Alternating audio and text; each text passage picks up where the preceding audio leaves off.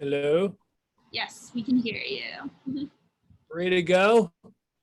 Let me find if he's on here. Yeah, let me promote Greg to panelist. Okay. Should pop up first.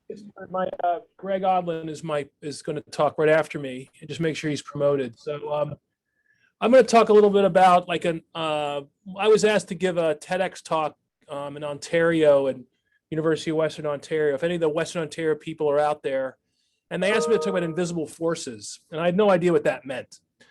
So apropos to the creativity of young people like yourselves, the woman who was running the course asked me to do the talk ahead of time for her. So I gave the talk and she says, "Hey, I saw a talk last year in Brain Turns. We want a new talk." And I'm thinking to myself, I'm doing this for free. Like, I got to do another talk? Well, I decided to just do a talk on invisible forces, but I had no idea what I was going to talk about. And I started thinking about it. So I'm just going to quickly give that talk. It's real quick. And then I'm going to turn it over to Greg, who's going to discuss some of the cool things we're doing here out in healthcare that are entrepreneurial, and how to be an entrepreneur in healthcare. And so if you're not a doctor, or maybe you are a doctor, you want to keep your brain working in other ways, these are other things that we can do as physicians. And so I'm going to share my screen.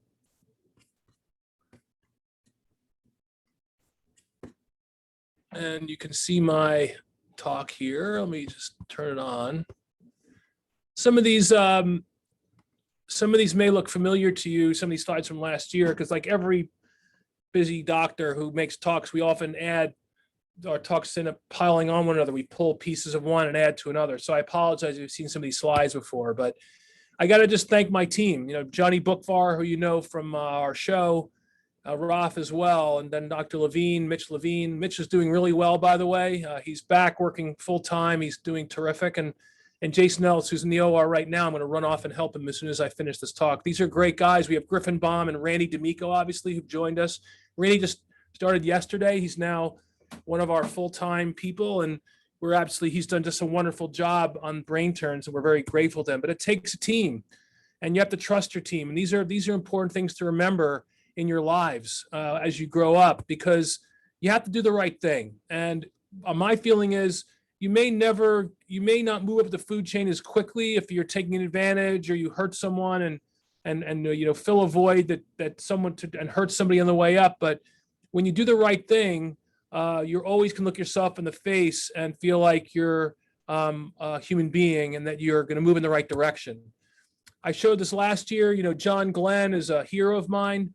I was actually a real Apollo guy when I was a kid. I loved the Apollo missions, Neil Armstrong and Buzz Aldrin. And John Glenn took a backseat because he was just a Mercury astronaut. He didn't go to the moon, but he became a senator and actually flew on the space shuttle when he was, I think, in his 80s. When he died, I read his obituary, and it mentioned these three traits of John Glenn: modesty, courage, and conviction. I think those are the things that really set all of us apart. And those are what are very important to keep in mind as you move through your career, because sometimes, especially neurosurgeons, we tend to have big egos. We think we're wonderful and we're brain surgeons and all this stuff. But as you get older and your knowledge increases and you realize that we're all so fallible as human beings, and that no matter how good you are, you need to surround yourself with good people. And it's the relationships that matter, that even though your knowledge increases, that your ego shrinks. And I think this is, an important thing to remember. Work hard, make yourself as smart as you can be, but respect the fact that your success relies on groups of people. So, what are invisible forces? What does that have anything to do with invisible forces? Well, I was reading this article in the op-ed page in the New York Times in March, and it said that there were going to be 300,000 fewer births than usual this year. And I thought, with COVID, everybody's sitting at home, everybody's hanging out, nothing to do. Maybe there'd be more babies. Well, it turns out that there's two reasons. One is that when people are economically concerned, they don't have children. But even more important, in like a metaphysical way, COVID prevented collisions. People weren't going out to bars and restaurants and clubs, and those two people that would have met and had a relationship, that never happened. And I started thinking about myself and my life, and we're all on this earth. It's a totally random thing, like just the fact that we even exist, that these two people met, out of the ether comes you. but respect the fact that these lack of collisions are causing fewer births. But then I started thinking about the collisions that I have had and why I ended up sitting here talking to you now. And so in thinking that through, I just want to bring you to how we ended up with Playback. Ultimately, it's because relationships do matter. You're starting your careers right now, whether you're in high school, college, medical school, residency, whoever's on this in this conference. What's really happening, it's right now. Be kind to one another, be honest, observe the people around you, help other people. I was a rower in college, and I think the most important thing you can do when a race is pull as hard as you can. Remember, your back is to the finish line. You can't even see the finish line. It's the way life is. I don't know where my finish line is, but my back is to the finish line. And the truth is, if I look at my competition, I look out of the boat at what other people are doing, I'm only going to slow myself down. It doesn't make a difference what other people are doing. If somebody's successful, if somebody's brilliant, that's a good thing. We should try to avoid the two concepts, the jealousy and schadenfreude. They're both the same emotion. Celebrate other people's success and don't look out of the boat, because it's only going to affect you negatively. You may not be pulling as hard as you can and not knowing where the finish line is, and just training and working as hard as you can. That's what matters. This is a video from the gold medal rowing race at the Olympics in Rio in 2016. And if you watch these guys take off the line, not one of them looks out of the boat. And the other metaphor for your career here is the coxswain. It may be true that you pull as hard as you can, you're not looking at your competition, but you need a mentor. You need a coxswain. Somebody is looking out of the boat, is telling you, okay, we got to really pull harder here. We have to try harder there. And that's what the coxswain does. And he keeps your boat going straight. And so that's just a metaphor I like to use for thinking about your lives. So how this all start? Well, I know many of you may have heard Kate Carrico, who gave a talk at our winter brain turns, but I kind of think about my career starting when I was a medical student and a resident, and I worked with Kate in the lab, never knowing that this RNA thing would become something. And then lo and behold, I wrote a paper with Kate back in the 2000s, and she was the most brilliant scientist I ever met. She really taught me about the importance of honesty and doing experiments well, so you can really believe your data. And that's number one. Number two, you always, as a scientist, have to try to prove yourself wrong, not right. If you have a great theory, you want to prove the theory wrong. You don't want to interpret the data to try to make yourself right. And I think that's what Kate taught me. Well, fast forward to today, Kate is going to probably win the Nobel Prize this year. She was she made the discovery that led directly to the RNA vaccines of Pfizer, BioNTech, and Moderna. And I think in the end, this experience with her, this is me meeting with her just a few months ago, it's just to see that come full circle. And that was a collision I had. That was an invisible force. She's made me a better doctor, and she's made me think more critically about my own patients.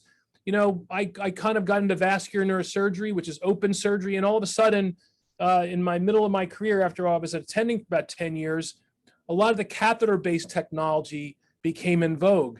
So we were able to do things with catheters without opening people's heads. And these guys up in Buffalo said, hey, Dave, if you want to train with us, you can. This is Elad Levy and Adnan Siddiqui, Nick Hopkins, and Ken Snyder. I used to fly to Buffalo. This is Long Island, looking out east. And that's the LIE in the middle. And thinking about where my life was going. Like, why am I doing this? Like flying along to Buffalo, working there 3 days a week, coming home, taking care of my kids. But basically it was necessary in my career to get to the next step and continue to push my envelope. And where did that lead me? Well, in some ways it led me to the show, because during that, I went back to North Shore. I met a guy named Erez Nosek, another invisible force. And Erez was a wonderful, wonderful guy, an Israeli fighter pilot who basically I trained and taught him everything I knew. And when the Israeli film people from Tel Aviv decided to come to New York City to make Lenox Hill, it turned out that they had made a prior show in Israel called Ichilov, which is named after the big hospital Tel Aviv. Erez was in that show as a neurosurgery resident. So Erez was in New York then. I'd worked with him, and they reached out to Erez. They're like, hey, we want to do this show in New York. Can you put us in touch with someone? And Erez suggested they talk to me. If we hadn't had the relationship, if we hadn't had collided, if there hadn't been, that effort to help one another, there wouldn't have been a Lenox Hill. And I would have not had the opportunity to help create and work on brain turns, and we probably wouldn't be sitting here right now. So those are the invisible forces you have to think about, because every person you meet is going to result in something, and it can. So be honest with them. So that's going to bring me to the last two things, because when I was in my training, I met a guy named Alex Kalesi who introduced me to the Exoscope, and that was another invisible force. Well, the Exoscope is this incredible device that allows me to operate with this 3D camera. This is a real video from the OR of a bypass surgery.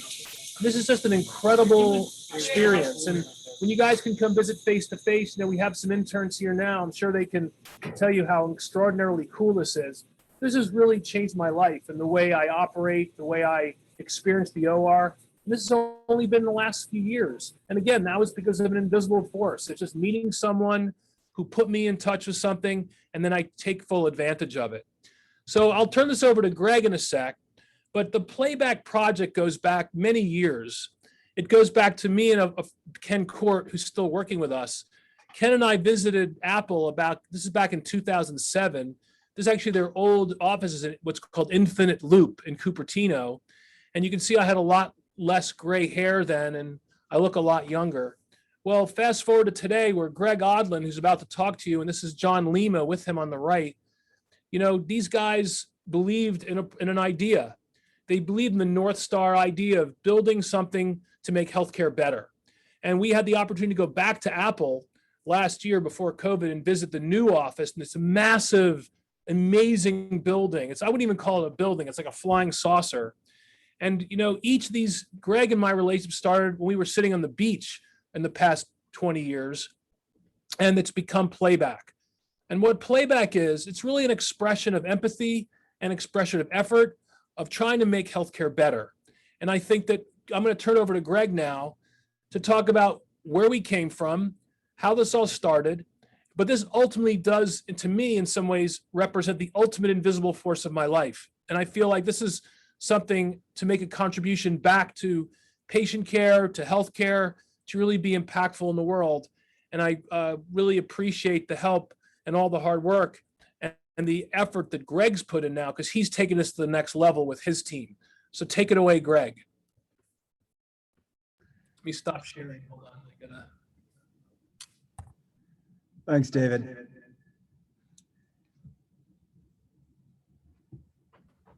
All right.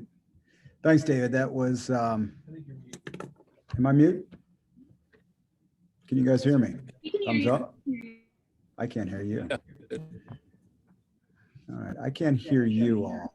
There you go. Now I got you.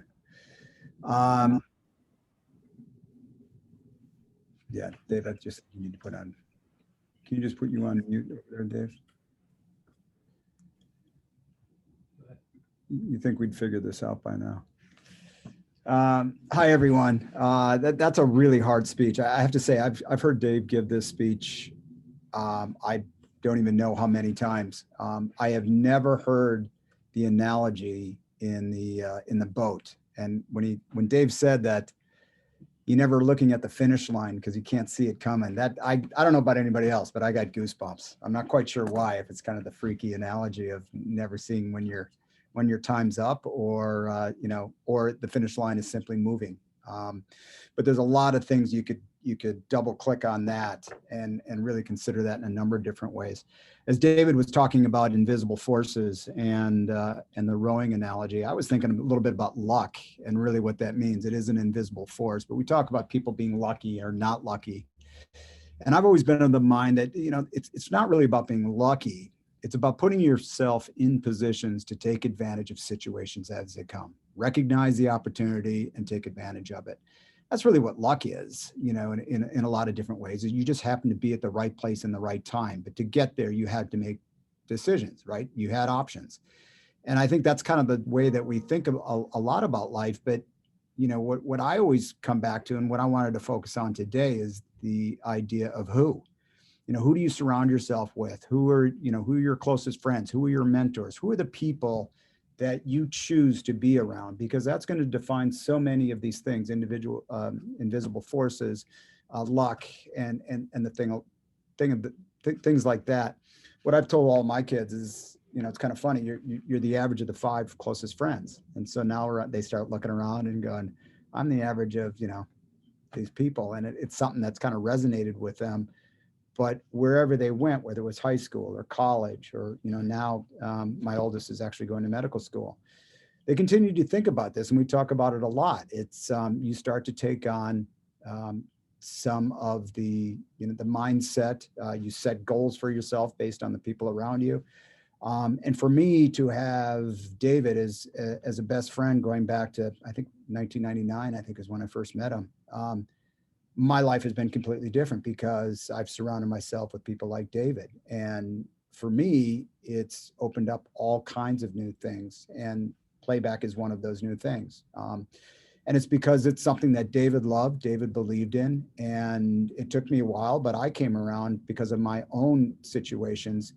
And my aha moment was all of a sudden like, wow, I love what you're doing too. This is awesome. Let me help you. And that's how David and I connected. Is I realized what David was working on was something that needed to be more than just about neurosurgery at Lenox Hill. But I gave me a couple of milestones. First of all, I wanted to be successful for my friend. And this is a theme that I'm going to go into when I talk about your flywheel. But I surrounded myself with people I loved and respect. I wanted to be successful for them. I wanted to be of service for them. But then I had a real passion with Playback and the ability to take this to a level that that was David's vision, but the execution offered us an opportunity to take this commercial across health systems in the United States, which is where we're at now. So with all of that, what I wanted to briefly focus on is this concept of a flywheel. Some of you may have heard it last year. I'm going to go through it really quickly. And then I'm going to dive into Playback and just kind of how we thought about a startup company originally inside a health system and taking it outside of the health system. And then how do you think about the things that you're trying to achieve? What are you chasing? Are you chasing what's? Are you chasing who's? And this type of context or discussion will be helped by an explanation of the flywheel. So the concept of the flywheel, I don't know how many people have actually heard of this, but I was introduced to it by my COO who got me onto a podcast that was given by this fellow named Jim Collins. And Jim Collins, Stanford guy, real thought leader in the process. And he's developed this mental model to think about why great companies are great. And it's a really thoughtful analysis that's broken down in basically these two silos. You have outputs and you have inputs. And of all the companies that when he looks at them, like Amazon keeps coming up as one of these companies because they had a particularly good use of the flywheel. But if you think about what the flywheel is, it's this idea that it takes a lot of effort to get the big flywheel going. Like if you look at this big machine right here, you can imagine one person's not going to do this. 2 people aren't going to do this. It's going to take a number of people. And in this case, they had to build a machine in order to get the flywheel moving. But the flywheel can be of any size. It can be a personal flywheel. It can be a company flywheel. But the idea behind the flywheel is it takes a lot of effort to get it going. But then as you turn it, it gets momentum, you feed it some more tailwind, and it goes faster.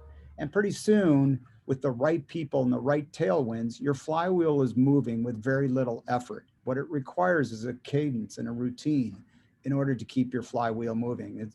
If you've ever, if you ever just Google flywheel and Jim Collins, and I believe it was UCLA, I think it was UCLA when they won so many championships, but it was this idea about, beforehand there was nothing there. And then they had some success, they had some more success. And then after a while they went on 8 straight NCAA wins back in the day. But the concept was like, what is required in order to get your flywheel going, keep it going, and then to take, to get enough momentum so that any headwinds against you, you can roll right on through.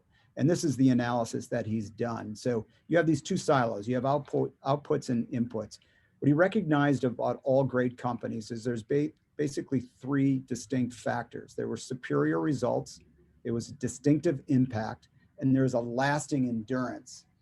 And if you think about these things, it is pretty incredible. When you talk about superior results, these are results that have an overarching impact on a wide group of people.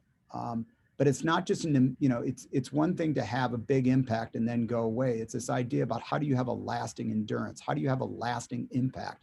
How do you have lasting superior results?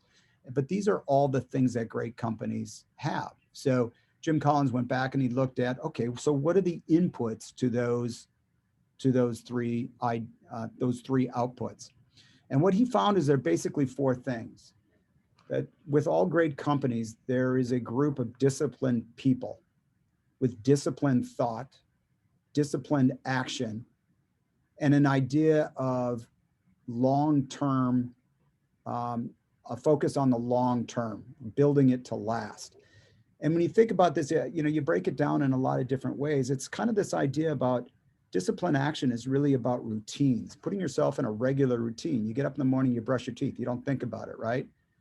For some people, getting up, you make yourself a cup of coffee, you brush your teeth, maybe you go work out. And for other people, like working out is a chore. It shouldn't be a chore. It's really about, scheduling the time to go and do it and getting it to make it a routine. The idea of David and I used to race bikes way back in the day. And, what we realize is that to be a good bike racer, it requires you to get up every day and put your hour in, do your intervals, do your long-term training, do the types of things that every day add up to big results.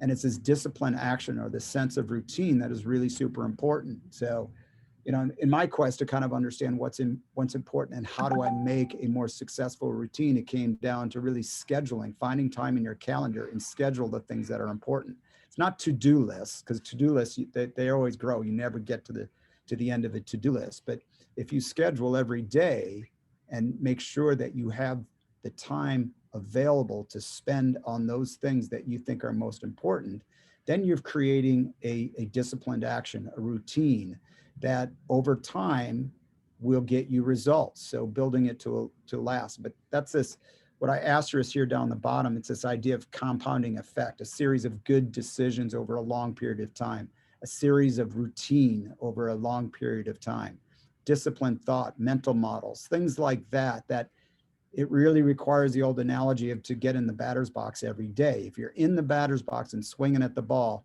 you're going to hit it.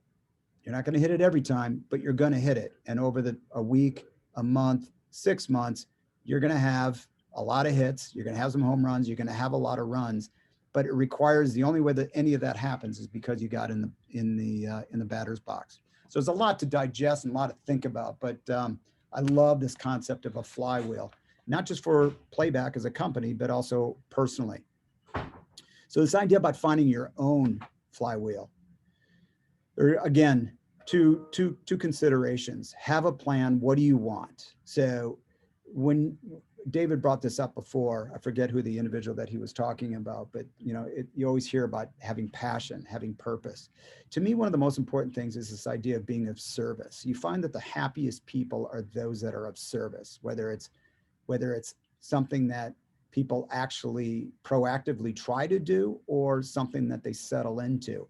But if you can find something that you're passionate about with purpose, but most importantly, being of service to others, then you start to put yourself in a position where you can succeed and be happy doing what you're doing. And you're also going to be more easily able to attract others who see your vision, see your purpose, because they too want to be of service. And so these are kind of the three important tenets that we always think about when we're hiring people, when we look at ourselves. We also will throw grit on there, but that's an input that I'll talk about below. The other thing about having a plan is to have short, medium, and long-term views. What do you want to accomplish in the next 6 months? What do you want to accomplish in the next year, 5 years, 10 years? And the reason that this is important is because if you're always looking at the long-term goal, you're never going to get there. And you're never going to know if you need to change 5 degrees this way or 5 degrees that way. But if you have these short and medium-term goals, then you can start thinking about the near-term things that could ultimately gain whatever your long-term vision is. So it's really super important to have this division of views, a time roadmap, if you will. But then you also want to make them sure that these short, medium, and long-term views have attainable goals associated with them, right? You want to be realistic and you want to achieve. Simply creating milestones to fail, it gets defeating after a while, you know? So you need to think about, are these realistic? Is the time realistic? Are the people that I have around me going to help me to hit these goals and milestones? And then you really start thinking about, what are the inputs? What are the drivers in order to make sure that your passion, purpose, and service over the short, medium, and long term are attainable? And we call these the inputs. What are your drivers? And again, I love this idea that it's a 20-mile march. This again is a Jim Collins concept, but you know, this isn't about you know, how am I going to get to the next week, or you know, where am I, you know, what school am I going to get it to in the fall? There's a longer view, and to understand that life is a 20-mile march. You don't know where that finish line is, right? But I can guarantee it, you know, there's a pretty good chance it's a long one, and you want to make sure that you plan accordingly. David had mentioned before about the coxswain. Find your mentors. This is probably something I did not do a good job of when I first started. I was very much of a, you know, very self-reliant, and I would grit my way through everything, whether it was college or after college and work and beyond. It took me a long time to really understand the importance of having mentors, to knowing what you don't know, to know what others know, and how you can use those people to help you to attain your attainable goals and your milestones. So this recognition of knowing what you don't know is a really important quality, and to find the mentors that can help you in those areas where you don't know is super important. And you know, for me, it was perfect when I met Dave. He's a brain surgeon in healthcare. I was in finance and a finance guy, and you know, our careers were very, very different. But and so for me to run a healthcare technology company, I needed to understand healthcare really, really quick. And to have Dave around me as a mentor to help me through that process was super important. On the other side, you know, technology, I brought in a couple of people with Dave's help and another friend to make sure that we had the right technology people, because again, we knew what we didn't know, and we knew we needed to have those people that could fill in the spots for us and be helpful with that and drive that for us. But those people also had to share the same passion, purpose, and to be of service. But one of the primary characteristics that we always look at in the people that we hire is, you know, what is their everyday grit? The idea about getting into the batter's box every day, making sure that you're there to swing the bat. You have to have that everyday grit. You know, good, bad, rainy, sunny, it doesn't really matter. You got to just get in the batter's box. You're not always going to swing the bat well, but if you have that everyday grit, particularly if you're going to be a startup and want to make big changes in big organizations that are very rigid, you have to have everyday grit. And then the last one, I added this one because I personally learned this very late in life, but it is so, so important. Sleep, exercise, and eat well. 2 years ago at a board meeting, I gave everybody a book, Why We Sleep. If you haven't heard about it, I strongly suggest that you read it. But you know, I was a biomedical engineer. I was a science guy. I thought I was, you know, pretty well versed in the sciences. I don't think I ever took a sleep class in my entire, you know, education. Nobody ever talks about sleep. Nobody ever really talked about the importance of sleep. And yet, it's what we do almost more than anything else during the day. And it's pretty amazing when you actually stop back and look at the science behind sleep and how important it is, and how stupid we are if we don't get enough of it. Like literally stupid. Like you will not be smart unless you get sleep. It's, you know, we had this big thing when I was in finance. It's, you know, I'll sleep when I'm dead, or, you know, sleeping is for wussies. You know, that was kind of the mentality that we all had. It's like, you know, I'll work my way through it. But the actual truth of it is, it's really stupid. You know, like if you don't get at least that 6 hours sleep, and preferably 8, there's certain things physiologically that you will not be able to do mentally, right? And and it's a great book. I won't go into the whole thing, but we could talk about it ad nauseum. But that's a book that I gave out to all of our board meeting, and to this day, if you know, our CTO is up with India at 5 o'clock in the morning, and if he's on with me at 10 o'clock or 11 o'clock at night, I know we got something to think about. So sleep, exercise. I think everybody else understands exercise and eat well, but exercise for me every day that I can it's a mental thing for me as well as a physical thing. But I can't highlight that enough. So this kind of brings us into this idea of playback, and knowing what I just talked about with you there are certain everyday goals, outputs, if you will. So when you think about here, what are our outputs? Superior result, impact, lasting endurance. So we have this idea of everyday goals as our outputs. Number one is building the provider-patient bond. The idea that the better the bond, the better the trust, the better the result. And all of the science has shown us to be true. It's kind of obvious when you think about it, but when you think about healthcare, I would argue that the way that the current health system is currently built, it's not built on the provider-patient bond. It's built on billing, it's built on scheduling, it's built on so many other things first, and then communications and building that bond second. This is a very big part of Playback, where we want to flip that around and have clinicians focus on communication first and billing and scheduling and technology second. Our second everyday goal is to build reliable, secure, robust technology. We're in healthcare. We're dealing with very personal information, very emotional information. We have to be secure. We also have to be reliable, because we're in, doctors and nurses are on very severe stress in their regular lives. And we've got to build technology that is reliable, it's robust, it helps them be better at what they're doing, which is really hard to do.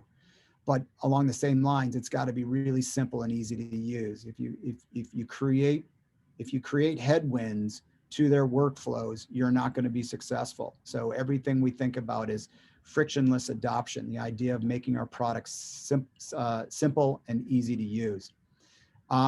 We have some other ones, which is providing customer service, exemplary provider and patient support. This is the idea of being of service. If we're of service and we're doing our job, then we're going to help others to be better. It's really super important when you have customer success and you think about the way that you execute, you have to be of service. It has to be easy. You have to be responsive. And then secure, compliant, responsive operations. Again, this is the idea of just having a very agile response and a regular cadence, a regular routine around the way that we build and support our customers. So again, all of the things that we talk about, there is a lot of what, but for us to be successful, we focus less on the what, we focus on the who. And that brought us to all of the people here that we focused a tremendous amount of time on making sure that we have the team around us to be successful. So David and I started out, best friends. We knew each other very, very well and what we wanted to accomplish, but we were also very honest with each other very early on that if we're going to be successful, it required us to be super transparent with our thoughts, our feelings, what we wanted to do, what we wanted to accomplish. And I would say that's been a core tenet of our success over the last, going on 4.5 years now with Playback. The fellow down below there, Matt Whalen. Matt Whalen was a friend of David's going back to, I think, 2010 maybe, when he first was introduced to what David was trying to do. At that time, Matt was working with Apple and selling hardware, and David was one of the biggest users of Apple hardware in healthcare, which is kind of unusual back in 2010. But they formed a relationship, and after I went through two different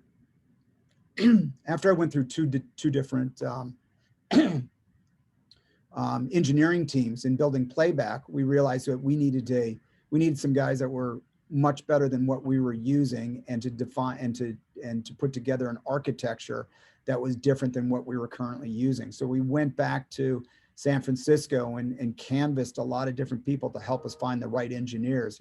And Matt was that person. And it was just because he was super into the healthcare scene and hardware, and was able to introduce us to John Lima and Sam Singh, who you see up there on the upper right-hand corner. And from there, they came in and they looked at what we're doing. John said it's the best idea that he's seen in the 200 companies that he reviewed that year. They both ended up quitting their roles that they were doing at the time, and focused on playback. And that was kind of the beginning of, we can call it lucky. You know, it just so happened that Dave called me probably 48 hours before and said, you know what, we're going to go to San Francisco. We're going to go find our engineers. We're like, okay. So we got in there. We flew out to San Francisco. We didn't have any place to stay. Or, you know, we got out there. We focused on the who. Found Matt. We found some other some people there. It led us to John and Sam, and we came back with our software engineers and off to the races from there.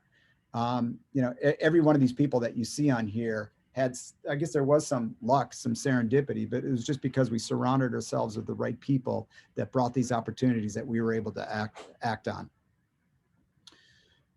So Playback Health. I'll go through this pretty quickly. I think, you know, some of you have already known it. I do want to just do a quick demo of it so you can kind of see how it works in real life. But we define Playback Health as a next generation provider-patient communication.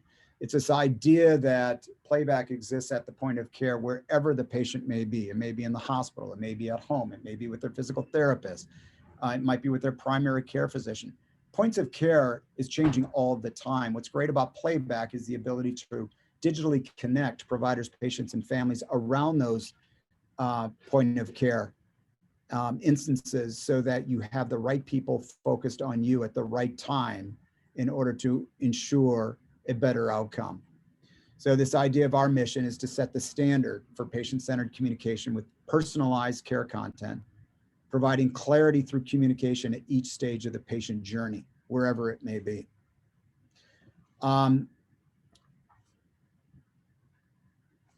Playback is, it started out as inside the Northwell Health System when David first iterated on the original technology. The technology passed by that system, and when I came in, we realized that we wanted a complete mobile system, everything that could be on your mobile phone, the computer in your pocket. So we took it out of the health system and rebuilt it from the ground up. We've got some nice accolades. The most recent one was from Fast Company that gave us a world-changing idea, which was kind of fun for 1 to 4 year startups. It's nice recognition. So the problem that we're trying to solve is pretty simple. We forget. We're not very good listeners, right? So this is something called the Ebbinghaus Curve, and it basically demonstrates that basically after a day, you lose 75% of what you're told. And this has been studied by Ebbinghaus in a number of different ways. What we found in healthcare is that this number is quite a bit bigger. You know, we're talking people being in very emotional situations, being told things that they really don't understand and things they don't want to hear. And so what you actually find is not only do people not remember what they're told, but they have a tendency to remember what they want to remember and not remember what they're supposed to remember. And one person told me a story about when they went into the doctor's office with their mom who had cancer. And they went in there and he listened for 30 minutes while the doctor told them about her cancer and, you know, what the roadmap was going to look like and how difficult it was. And when they walked out of the doctor's visit, his mom turned to him and said, "Isn't that nice that I don't have cancer?" And it was kind of one of these, he's like, wait a minute, how did you possibly hear that you don't have cancer in that conversation? But it's amazing, you know, we do hear what we want to hear and we often don't hear what we're supposed to hear. And this is one of the things that David was trying to fix. You know, he was trying to make sure that what he was telling his patients in that brief 20-minute discussion about their diagnosis and care, that they would hear it and that they would be able to share it with their family and outside providers so that everybody knew what the doctor said. 1 second, please.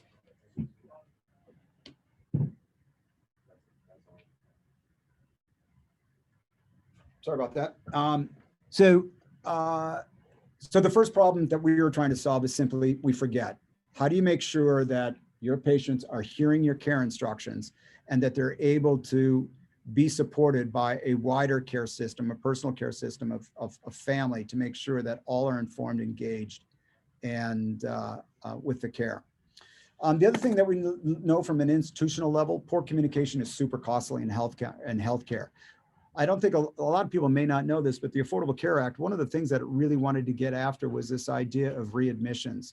Why were patients ending up back in the hospital within 30 days after being treated? It was recognized by the CMS, which is a big government body that manages Medicare and Medicaid. They put the price tags at somewhere around $40 billion a year is lost because of readmissions. And this is a really big number. And most readmissions occur within the first 7 days of the 30-day period. So the Affordable Care Act, among a number of things, was trying to change the metrics for hospitals from the volume of service that you do to get paid to the value of service that you do to get paid. So if you have patients that are readmitted into the hospital within a short period of time, then they will penalize you. And if it repeatedly happens, you actually lose money on that. So it forces you to really understand, why are patients coming back in the hospital, and what can you do to keep them out of the hospital, treat their underlying issue, change habits, change workflows. But this was one of the primary purposes of the Affordable Care Act, is to make sure that health systems focused on the value of the care that they were providing. And what was recognized in readmissions is a lot of it had to do with communications. They reckon somewhere between 35 and 40% of the issues around readmission is because of poor communication. That patients don't hear it, the family may not hear it, other providers may hear it, but it's primarily people aren't hearing what the doctor said. And think about that, because I'm going to come back to that. And like I said, hospitals are penalized for this. There's little pools of money that are set up as incentive to hospitals to make sure that as they lower their readmissions, they're able to carve back more of the money that's set aside by Medicare. And this is the incentive for them. Otherwise, 82% of the hospitals currently are penalized for readmission. I already mentioned this idea about scheduling and billing are prioritized before communication, but you all as doctors, one of the things that you'll hear about, if you haven't already, is this idea that physicians spend a lot of time managing the EMR and the technology around that EMR. And in this particular study that was done, physicians said that they spent only 20% of their time actually with patients, right? This is exactly what Playback's going after. How do we make sure that communication takes priority to scheduling and billing? So when you think about what's important, what do providers want? Providers want easy to use mobile care tools. They want their instructions heard and followed, right? A single update updates everybody. It's got to be HIPAA compliant. It's got to be secure. You're dealing with very personal medical information and patient information. They want to be able to coordinate with their care team. How do they easily communicate and collaborate around instances of care? And then obviously they want to improve outcomes, right? This is the holy grail in healthcare. How do we reduce readmissions? How do we improve outcomes? What do patients need? Patients want to hear doctors' instructions. They also don't want to be put in the middle of having to communicate those instructions to their family, to their external care providers. Wouldn't it be nice if everybody heard firsthand what the doctor said? They too want to make sure that their medical information is secure. And they want to be able to look at it anytime, 24/7 access, memorialize. What did the doctor say? Let me go back and take a look at it. None of this really exists in a significant way in healthcare right now. So here's our solution, Playback. What did the doctor say? A single update by the physician or the nurse or the PA or the resident updates everybody on the care team, other providers, the patient, their family. This is a way of being able to hear firsthand what your care provider's care instructions are. And we do this in a couple of different ways. We have this idea of a personalized mobile, I would actually call it a health record rather than a medical record, because it can mean such a much wider swath of data than just medical data, but it's really a personalized mobile health record. So what we basically allow clinicians to do is to curate medical information from the EMR, that is to grab lab results, discharge instructions, medical images, any of the thing that that comes from the EMR, and to be able to create context around that information so that you as a patient better understand and are better able to communicate to others what it is that the doctor said. What is your diagnosis? What is the care plan? What do you need to do to make sure that you get better? And with Playback, what we do is we bring in everyday tools of communication that we use to communicate with friends and family. We bring it securely into healthcare so that doctors and nurses can use those same tools to better communicate your care. So how do I can make an audio, just, a quick audio checking in on a patient, or communicating with another provider, or communicating with the family at home. I can make a video. I can add a picture. I can take a picture of a wound and send that in Playback. The idea that much more context is created when you use audio, videos, and PDFs and the like, rather than just the spoken word. So that's the concept of create. And then you want to be able to share it with everybody, right? You want to be able to share it with the family. You want to be able to share it, of course, with the patient, but you want to create a technology platform that allows everybody to be able to view and engage in that information, play it over and over so that they better understand what it is that the doctor said. We offer it in both mobile and cloud, Android and Apple. Same capabilities, different ways, because as we know, nurses and doctors, they all work differently. Some people love just working with the phone in their pocket. Other people like to be at the desktop and create content there. So the results of Playback, we actually stood this up in 2019 in the fourth quarter on a very limited basis in Northwell. And then when COVID happened last year, Playback became the communication tool to connect providers with family members who were at home and remote from the point of care. And obviously a lot of the patients that were in the hospital weren't able to communicate with family, and they weren't able to communicate at all, quite honestly. So Playback became the tool that allowed providers to easily connect and securely connect with families so that they can communicate what was going on at the point of care. For Lenox Hill, they described last year as the highest patient experience score that they had in a decade, largely attributable to Playback. This is the reason patient experience matters. I talked before about the Affordable Care Act, this focus on the value of care. One of the things that came out of this was this idea of patient experience scores. Every patient that comes into the hospital is sent a survey that says, how was it? Did the doctors communicate with you? Did the nurses communicate with you? Did you understand your medications? Did you understand your discharge instructions? Would you recommend the hospital? It goes on and on and on. And it is those scores that are then used to determine readmission penalties and shared saving bonuses. So there's real money. In fact, some doctors and nurses have their bonuses tied to patient experience scores. So yeah, it matters. But the other thing about patient experience, the reason that the federal government and now health systems wide are focused on is because of some very true metrics that are supported by high patient experience scores, or in this case, patient satisfaction scores. It drives profit. So this was a study done by Deloitte that showed hospitals with excellent HCAHPS scores had a net margin of 4.7% versus 1.8% for hospitals with low ratings. So you get 2.6 times the revenue from having higher patient experience scores. That's important. Another study that was done by Mass General in 2017 showed that patients with higher patient satisfaction scores were 39% less likely to be readmitted into the hospital. That's real money again for hospitals. And then the idea that higher patient satisfaction scores promote loyalty. You want your patients to come, you don't want them to come back, obviously, but when they do need to, you want them to choose your hospital, or you want them to recommend your hospital. So if you can use higher patient satisfaction scores to promote loyalty by your patient population, that's a good thing. What we specifically found in neurosurgery, this was a patient satisfaction survey that was taken during the first quarter of this year. The neurosurgery department here, they hit their percentile ranks, 99, 99, 99. Communication with doctors. Doctors treat you with courtesy and respect. Doctors explain in a way that you understand. Now, these guys are all great doctors, right? And they are great communicators.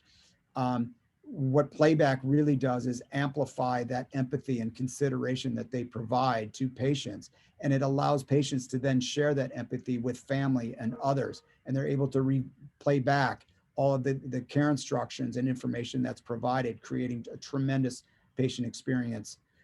These numbers a year ago were from before they used video in the process. It improved their percentile rankings from the 50th and the 75th percentile up into the 90th percentile. Like really important numbers to understand how technology can help better communication. This is the Glen Cove Hospital rehab facilities. They were starting to use Playback this year as well. And what they found is that they were able to save about 30 minutes a day per therapist with the ease of communication, ease to communicate with the patient, ease to communication with the family that was home, ease to communicate with each other. The ability to make these communications easier so you're not fumbling around trying to find a phone number or getting a busy signal. The ability to communicate asynchronously or synchronously in the Playback app gives them the types of tools that they're able to be more effective with their communication. The other thing that they recognize is there's no gaps in understanding or adherence. So like when you tell your patient what exercises they need to do or why they need to do or what is the routine that they need to be involved in, and you can use Playback to memorialize that, what they found is that patients were more receptive to their instructions, they understood, they were more engaged, and that created this thought here that there were no gaps in understanding or with adherence to care plans.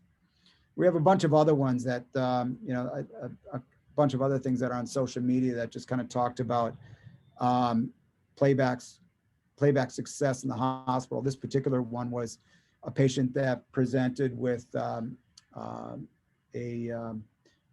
tumor, and it was during COVID, and they didn't want to come into the hospital unless they absolutely had to. So David used Playback as a way to communicate with the patient when they were at home, and only when they absolutely had to come into the hospital were they able to do the surgery, and everybody was able to communicate and collaborate wherever they were, whether at the hospital or away from the hospital. And what this allowed them to do is to be more efficient with their communications and reduce the amount of time that this patient had to stay in the hospital, so that they could, do things like remote discharge and remote planning, and they could use video to see how the patient was doing. And so David understood that better and was able to discharge the patient earlier than otherwise if he had to go into the hospital and personally see the patient. So it's a really nice story just to kind of highlight how Playback was used during COVID. And then I think, as everybody saw in Lenox Hill, if you haven't seen it on Netflix, I highly recommend it. I'm pretty sure by now pretty much every brain turner's probably saw it. I was amazed to see that. I believe it's still the case that it had a score of 100 from Rotten Tomatoes, which is great. But I thought this was a really great show of Playback in episode 9 when David used it to connect a patient that had just beat COVID and to connect him for the first time with his daughters using Playback. And this was kind of a really cool moment in episode 9. But it was a really fun to see. Then real quickly, I'm going to jump in the use cases, then I'll just open it up for questions. The way that Playback is used, it's used primarily in different ways depending upon the use case. For imaging, radiology, and diagnostics, it's a way to grab medical images from the medical record and add context and share that with patients. So test results, interpretations, second opinions and referrals, updates and notifications. Transitions of care, this is really great because usually what happens when a patient is discharged from the hospital to at-home care, the folks at home don't know what happened in the hospital, so they're not fully informed and educated about what's needed for the patient's care once they get home. Playback allows for that transition of care by referring the patient and their medical information, structured and unstructured, to the people that take care after discharge. And in this way, they're more informed and educated, and they have they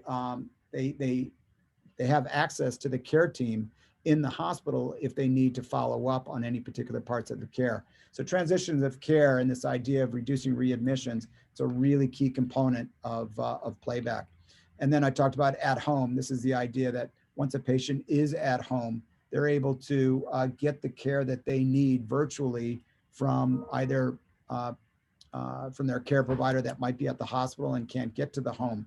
But it's a way to maintain digital connections irrespective of geography. Surgery and inpatient, this is what they use for it here in Northwell, whether it's pre-op plans, post-op plans, surgery updates. Here, Dr. Baum was just letting the patient and their family know that right after surgery that everything went well at the point of care, and he was just giving a heads up to the family at home who was nervous and anxiously awaiting to see what happened at the point of care with loved ones. So it's a really nice way to just put a quick, easy video call just to let the family know at home that everything is good. And then, of course, the idea about adding the discharge instructions and maybe a bedside audio highlighting the most important parts of your discharge instructions. That's also used with Playback. This is the Glen Cove analogy, the post-acute care, the ability to take videos of patients and their exercises, what they need to know, how do you monitor their how well they're doing. This particular patient here, about 3 weeks into it, got really defeated about her physical therapy, thinking that she wasn't making any progress. But when she went back to the first week of physical therapy, she realized actually she had made quite a bit. And this gave her the will and grit to continue with her PT, knowing that it actually, in fact, was making great strides. This idea by creating a relative mental model about your progress is really super important, particularly when you're talking long-term physical therapy. And with that, I will end it. I think that's pretty much, yeah. So I'll open it up for any questions or however else I can be helpful.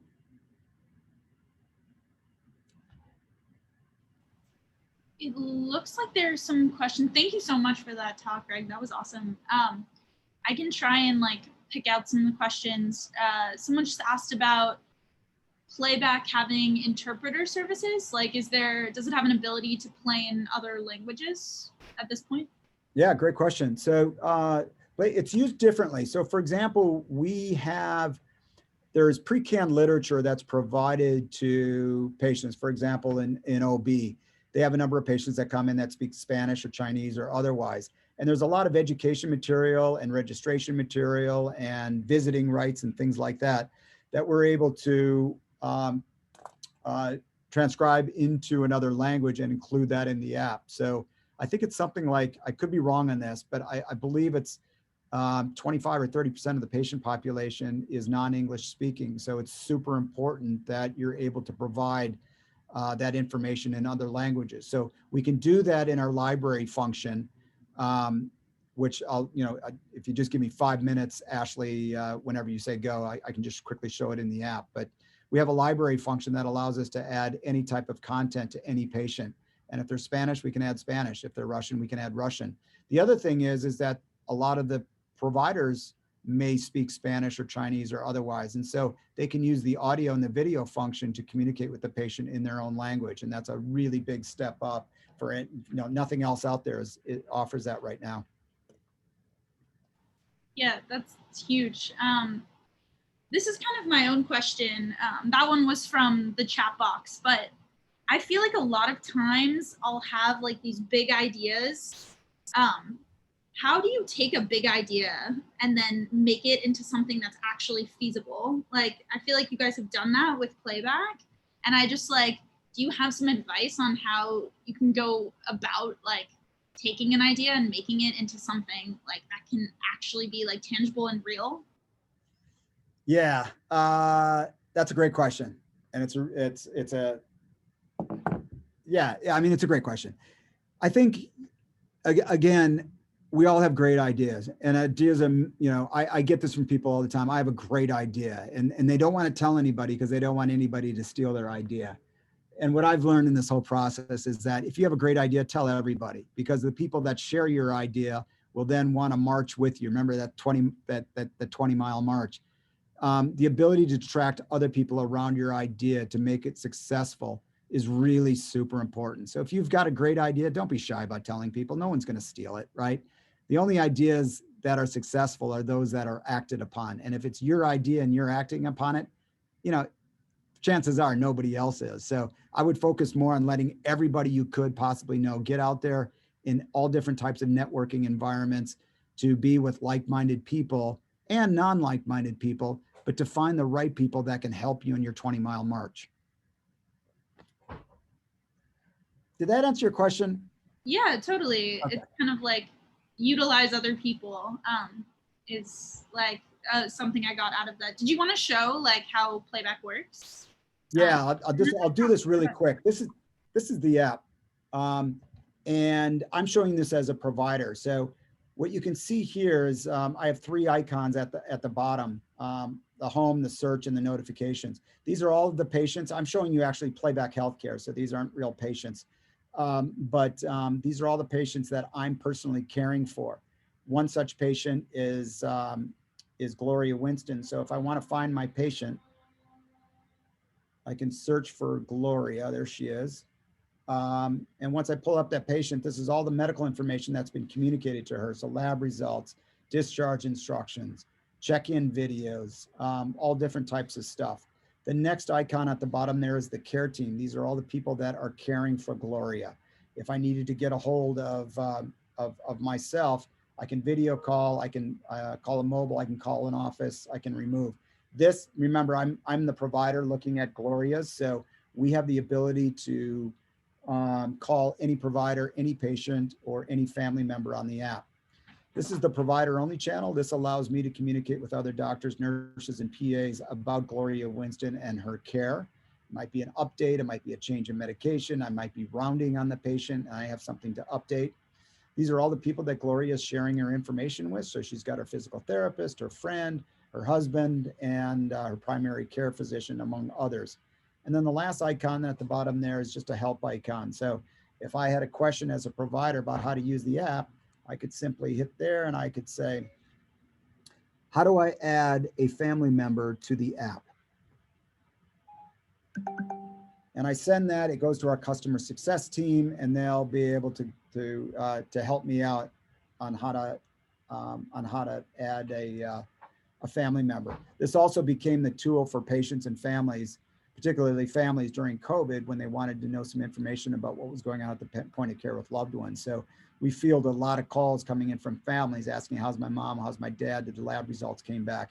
And we were able to triage those questions back to the point of care so that a nurse practitioner or the attending could either respond asynchronously in the app, or if it was more important, they could video call or directly call the families at home.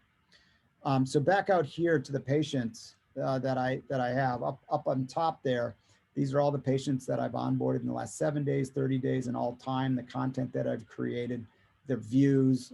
So I can get a sense for the content that's being created and the reactions from the patients that I'm serving.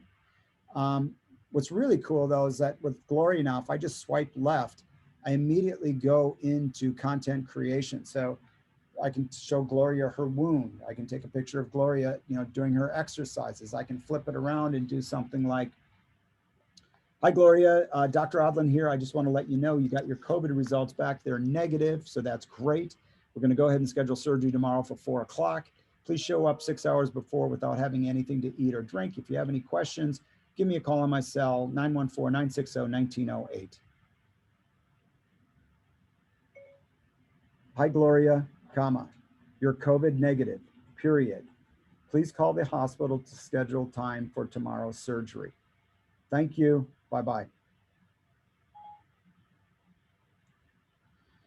Now that was just 15 seconds and I was able to tell Gloria so much information, but I was also able to tell the providers on the care team. I was able to tell the family, and I was able to give Gloria some FaceTime. So you can just see how many things I was able to accomplish in such a short period of time.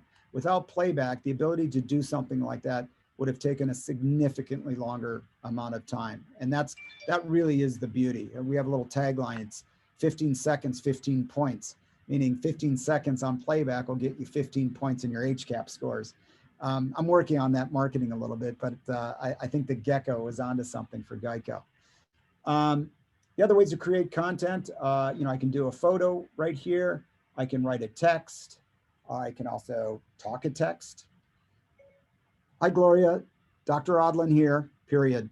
Just letting you know that your mom is doing great, and we'll follow up with you later tomorrow. Bye-bye. Again, same way that you and I communicate with friends and family, you know, we can do that. It's really super easy. The other things that we can do, here's what I was talking before about the libraries.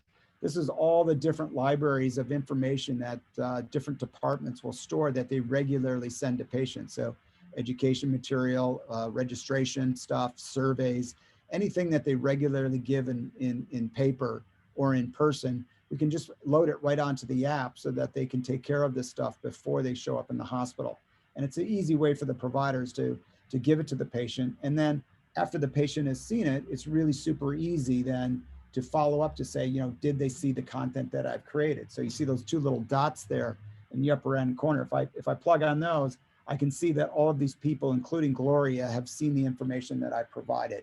So not only are you easily able to send content and communications to the patient, to providers, and to families, but you can also see that they're actually seeing it and being able to view it. And then the final one is that little video call there on the upper right-hand corner. So if I click on that, it initiates a call video, which I get right here. And opening that up, I'm able to have a communication with Gloria. So it's, hi Doc, how are you? Hi Gloria, how you doing? And at the end of it, that's pretty easy. And that call is memorialized. It is saved in the app and is easily viewed by the patient and the family and other providers. That's it.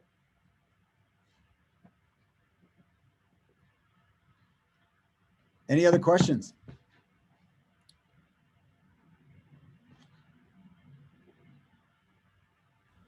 Is there a way for people to invest in this? People seem to keep asking that. Yeah, so we are a startup. We actually raised a bunch of money with friends and family. Northwell's invested as well, you know, none of this is possible without funding. And so we've been able to raise a fair amount of money. We're actually revenue positive as well, which is super nice.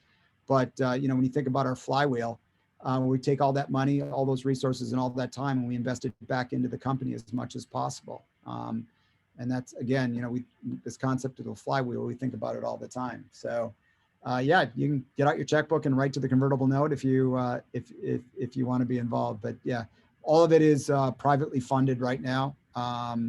And we'll probably have to go to a Series A within the next 6 months, which would be a larger raise for us to grow this outside of the 6 health systems that we're currently in.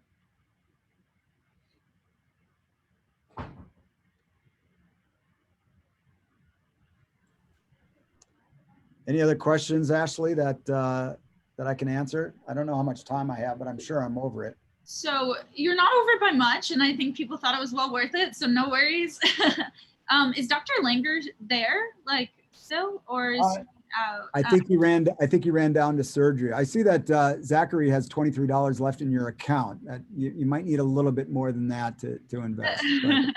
Apparently it's all yours though. Yeah, there are great. questions. I don't know if we should keep going. We are supposed to be done at 12. I mean, do you have time? Do you want to keep going, or Sure. okay? I could talk about playback and this all day long. Dr. Langer just came in. Okay, he did just come in. Yeah, right. pointing at his watch. So We way past our 7 minutes overtime. we are over So, time. you know, we have a big plan tomorrow. I'm sure you guys hear me.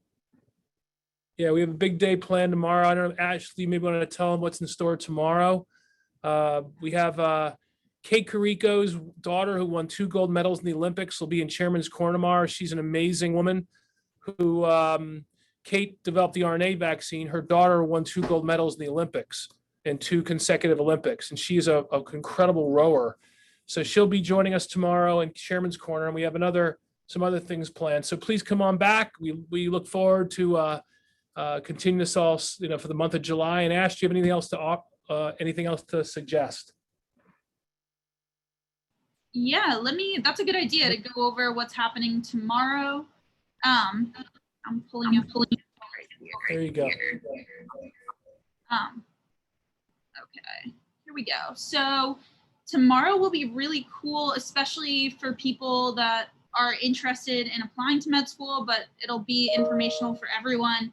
We have a medical student talking about his journey a little bit. And then, as Dr. Langer mentioned, we have gold medalist Susan Francia, they're gonna do a little like chat.